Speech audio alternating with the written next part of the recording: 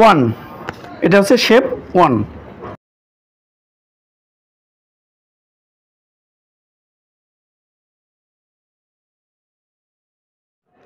Two, এই শেপটা একটা অন্তত শেপ কাটিং করা যাবে। এই যে এই কাপড়টা অ্যাঙ্গেল করে নেওয়া লাগবে।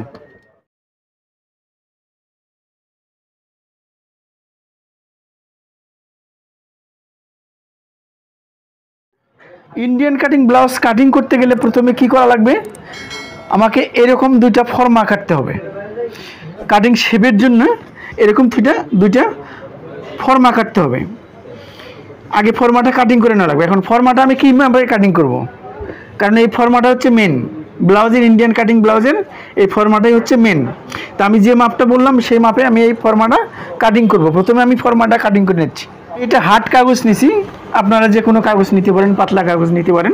শেপের দুইটা পার্ট আছে, এটা ওয়ান পার্ট এবং এটা টু পার্ট। আমি প্রথমে ওয়ান পার্টটা কাটিং করব। এটা ওয়ান পার্ট, আমি এটা চিহ্ন দিচ্ছি ওয়ান পার্ট, এটা হচ্ছে ওয়ান পার্ট, আর এটা হচ্ছে টু পার্ট। এই টু পার্ট, এই শেপের দুইটা পার্ট, একটা ওয়ান পার্ট একটা টু পার্ট। তাহলে আমি প্রথমে ওয়ান পার্টটা কাটিং করব।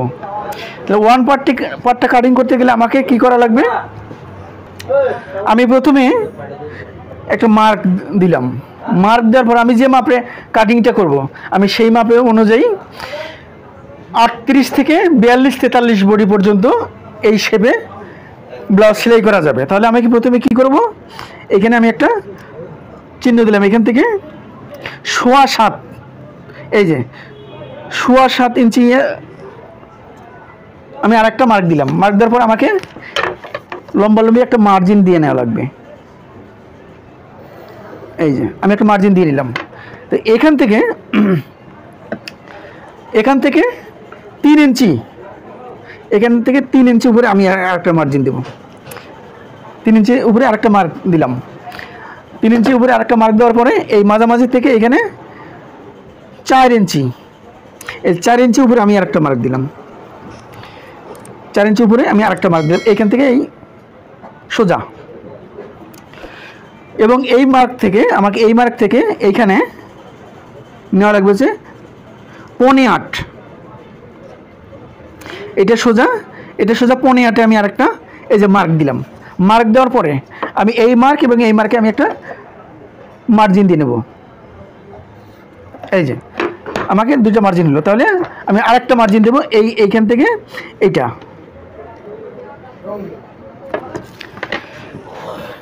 তারপরে করবো কি, আমার বাকি থাকলে আরেকটা মার্ক। তাহলে এই মার্কটা আমার করা লাগবে কি, এই যে লক্ষ্য রাখেন,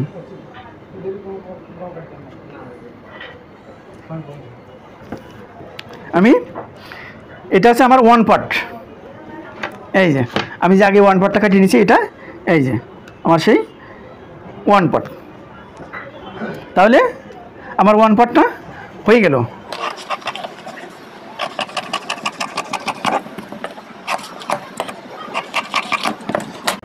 এই যে আমি ওয়ান পার্ট কাটিং করে নিলাম।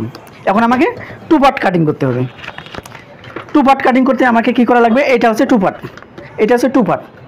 টু পার্ট কাটিং করতে আমাকে কি করা লাগবে, প্রথমে আমাকে মাঝামাঝি একটা গোল বৃত্ত, তারপরে কি করা লাগবে, এই মাঝামাঝি থেকে 7.5, এই যে একদম মাঝামাঝি থেকে 7.5, এই যে এখানে আমি দেওয়ার পরে একটা মার্ক দিলাম। এখানে এই পাশে 7.5 আমি একটা মার্ক দিলাম বরাবর, এই সোজা বরাবর আমি একটা 7.5 মার্ক দিলাম। এই বৃত্ত থেকে এই পাশে 5 মানে 2.5, এই পাশে 2.5, এখান থেকে 2.5 এবং এখান থেকে 5 আমি আর একটা মার্ক দিলাম। দেওয়ার পরে আমাকে এই মার্ক থেকে হচ্ছে 3 ইঞ্চি, তাহলে 3 ইঞ্চি দিলে দেড়, এই যে 3 ইঞ্চি।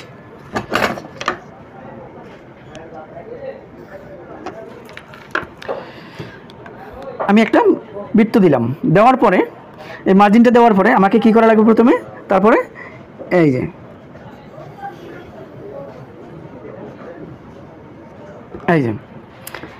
এখন বাকি থাকলো এটাও আমাকে কি করা লাগবে, এই যে। এখন এইখানে একটা কাজ আছে, সেটা কাজটা কি, এই কর্নার থেকে এই কর্নার পর্যন্ত 2 ইঞ্চি,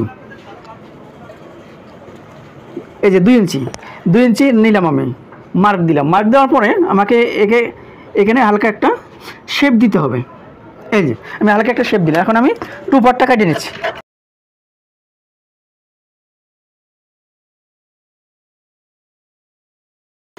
তাহলে আমি 2টা পার্টি আমি কেটে নিলাম।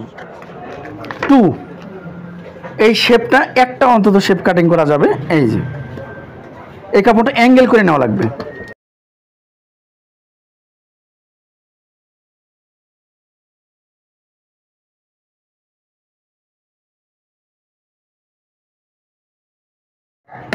এই যে এভাবে বসানোর পর 1, এটা হচ্ছে শেপ 1।